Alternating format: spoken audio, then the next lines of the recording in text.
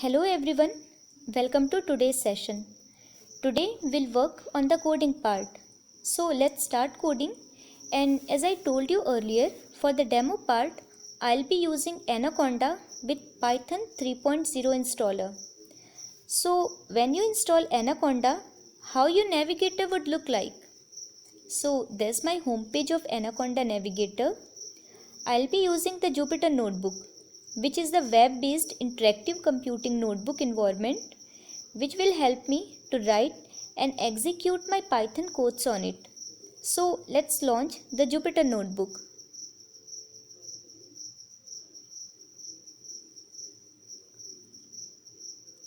So as you can see that my Jupyter Notebook is starting on localhost 8888.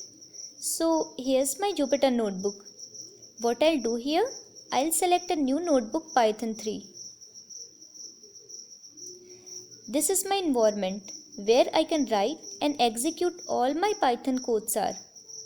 Let's start by checking the version of the libraries. In order to make this video short and more interactive and more informative, I have already written the set of code. So let me just copy and paste it down. I will explain you one by one. So let's start by checking the version of the Python libraries. So there's the code. Let's just copy and paste it. Okay, first let me summarize things for you. What we are doing here? We are just checking the version of the different libraries starting with Python. First, we will check what version of Python we are working on. Then we'll check what version of SciPy we are using. Then NumPy, Matplotlib, then Pandas and scikit-learn. So let's execute the run button and see what are the various versions of libraries that we are using. So we are working on Python 3.8.5, SciPy 1.5.2, NumPy 1.19.2, Matplotlib 3.3.2, Pandas 1.1.3 and sklearn 0.23.2. So these are the versions which I am using ideally. Your version should be more recent or it should match.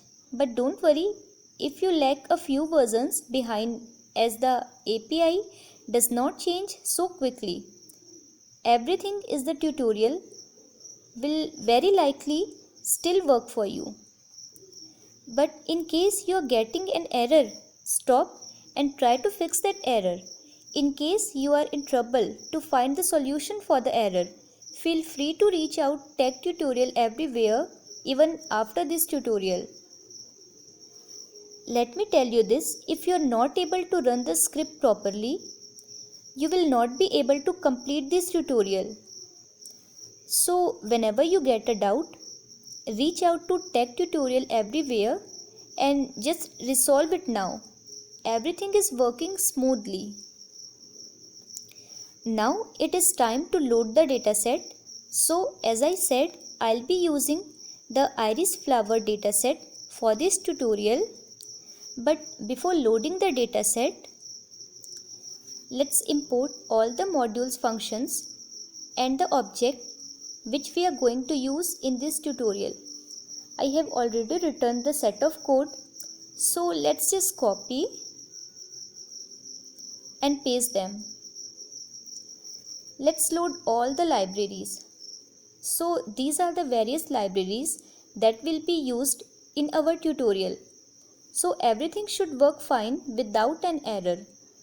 If you get an error, just stop. You need to work on your cyber environment before you continue any further. So I guess everything should work fine. So let's now move ahead and load the data. We can load the data directly from the UCI machine learning repository.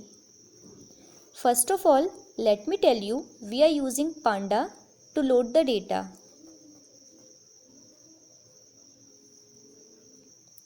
So this is my URL for the Use Your Machine Learning repository from where I'll be downloading the dataset. Now what I'll do, I'll specify the name of each column when loading the data. This will help me later to explore the data. So I'll just copy and paste it down.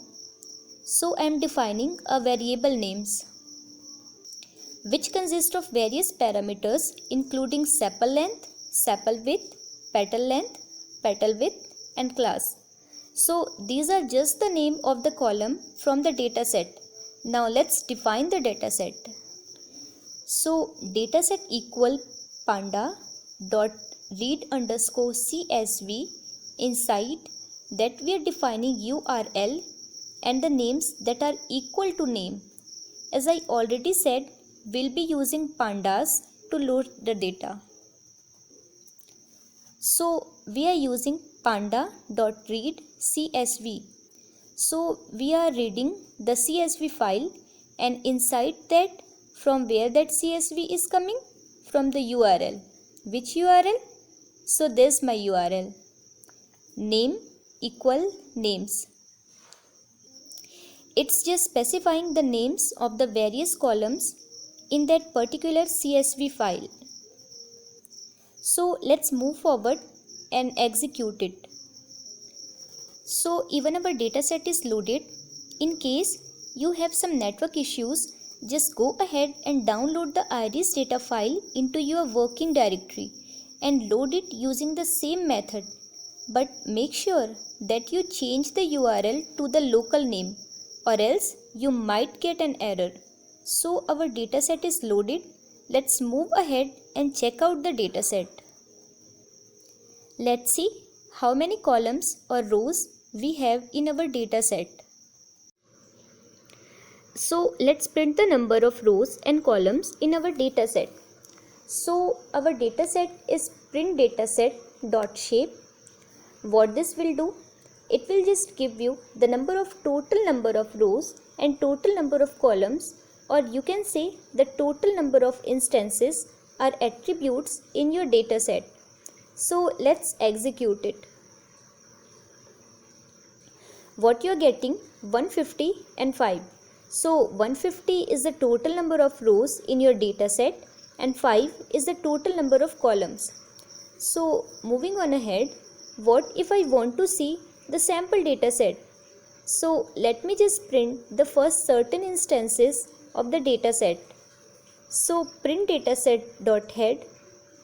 What I want in the first 30 instances, this will give me the first 30 result of my dataset. So when I hit the run button, what I'm getting is the first 30 result, 0 to 29. So this is how my sample dataset looks. Sepal length, sepal width, petal length and petal width and the class. So this is how our dataset looks like. Now let's move on and look at the summary of each attribute. What if I want to find out the column mean and the minimum and maximum values and some other percentiles as well? So what should I do? Then for that print dataset dot describe, what did we give? Let's see. So you can see that all the numbers are the same classes of similar range between 0 to 8 centimeter. The mean value, the standard deviation, the minimum value, the 25 percentile, 50 percentile, 75 percentile, the maximum value, all this value lies in the range between 0 to 8 centimeter. So what we just did is we just look the summary of each attribute. Now let's look at the number of instances that belong of each class. So for that will print a dataset. So what I want to do is print out a dataset. However, I want to get it. I want it by class. So group by class. Now I want the size of each class. To find the size of each class, so group by class dot size and execute the run. We got an error. So if you can see that I have 50 instances of Iris setosa 50 instances of Iris versicolor and 50 instances of Iris virginica. All are of the data type integer of base 64. So now we have the basic idea of data. In the next session, we will create some visualization for it. If you have any doubt, you can add your doubt in comment section. Thank you so much.